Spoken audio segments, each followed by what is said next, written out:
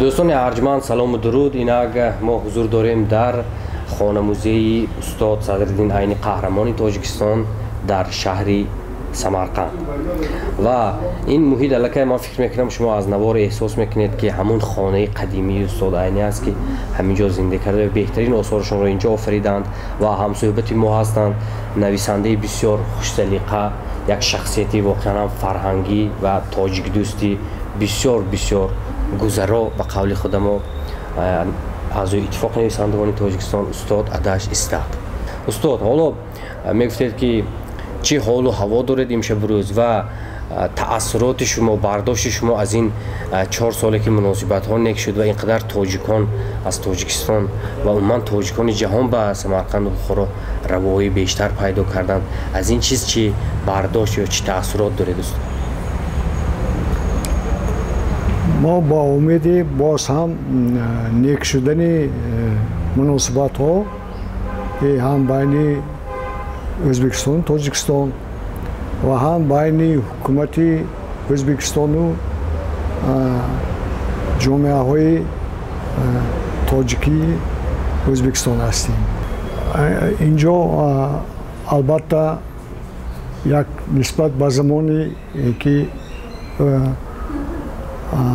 اسلام کریموف رهبر سابق ازبکستان حکمرانی میکرد، از آن زمان یک نوع ملایم شدن مناسبت ها حس کرده می شود.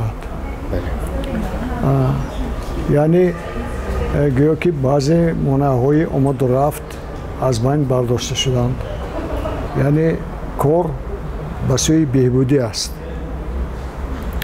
اما ما را آن چیز تشویش میدهد که با وجود آن که برای نشر ادبیات تاجیکی یگان مانع نیست، برای خواندن در مکتب‌های تاجیکی مانع قریب که نیست، اما وضع زبان تاجیکی در حالت فاجعه‌ای قرار دارد.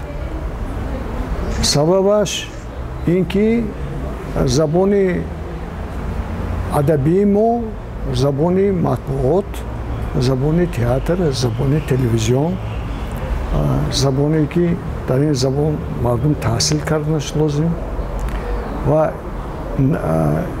از همه زیادتر همه زبان ادبی در ازبکستان ضرر دید. مثلا روزنامه آواز تاجیک تیراژش در زمان شوروی 60,000 بار رسیده بود. حاضر تعداد ابونه‌چی‌هاش 600 است، یعنی که 100 مراتبه کم شده است.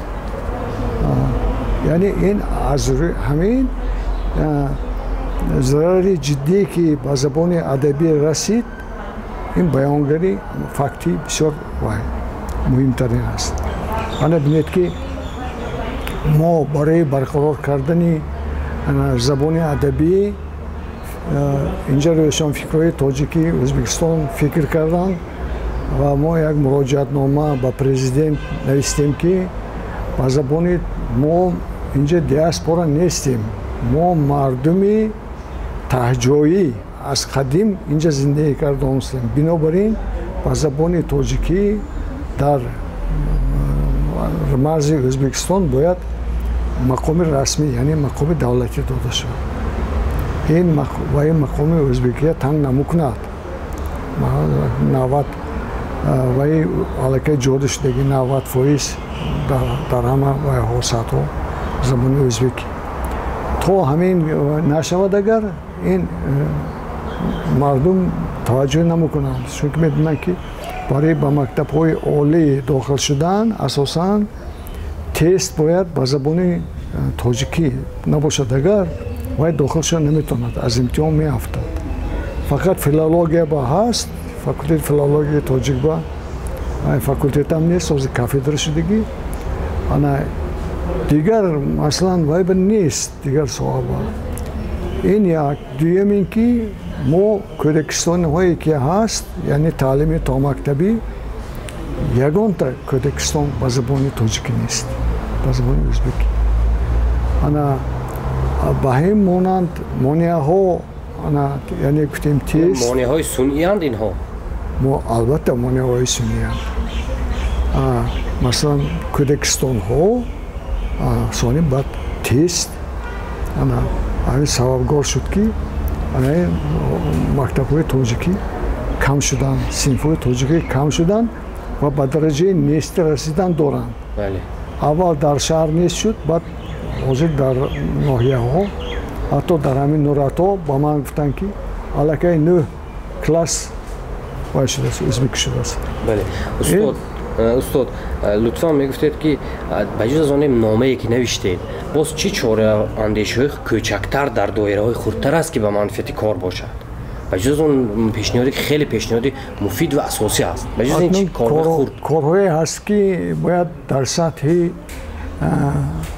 давлат ҳал мешудаги корҳо аст. корҳое аст ки дар сатҳи ҳукумат ҳал мешудаги корҳо аст. ана ина бо дар поён ягон илоҷи ислоҳи ҳамин кор нест. яъне ки корҳои хурд корагар нест? Нест. Ягон чорабиниҳо ҳамчун мебиёрем, чорабиниҳо ба муносибати ҷашни айнӣ мегузаронем. хонандаҳое ки аз синфҳое ки тоҷикӣ аст мебиён, шерхонӣ мекунанд, ба тамоми мардум нишон медиҳед ки мана бинед, мо ҳама корамо хуб, забони тоҷикӣ намурдааст. дар амал бошад забони тоҷикӣ мурда истодааст. ман ба як деҳа рафтам, ана панҷшами сиёб ки 15 сол пеш ана мактабаш ӯзбекӣ шуда будааст. яъне аз рои тоҷикӣ, таълими тоҷикӣ даст кашидем. ана рафтем бо мардум суҳбат мекунем, ба тоҷикӣ ҳарф зада наметавонам.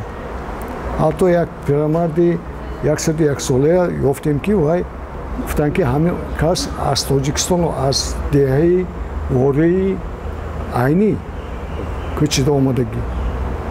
ва ин мардак аҷибаш ин ки ягон калима тоҷикӣ намедонад.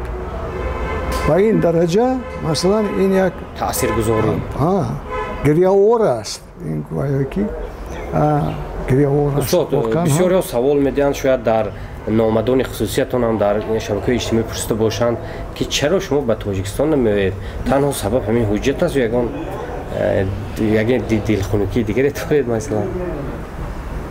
медонед чи, ман акун ҳамин як монеаҳои сунъӣ аст, масалан ин паспорти хориҷӣ ин сурат, лекин дар Тоҷикистон ҳоло ҳамин фикр мекунам ки ман равам бо кӣ суҳбат мекунам, кӣ маро мефаҳмад. барои он ки вайҳо ба он инту як сатҳи муколима расанд, бояд ки ҳамин интернет бароям як ба онҳо бо воситаи интернет як баҳсҳо ороем. масалан онҷо Абдуқодири Рустам ҳастанд, ҳақиқатан баъзан фикрҳои солим дар интернет нашр мекунам.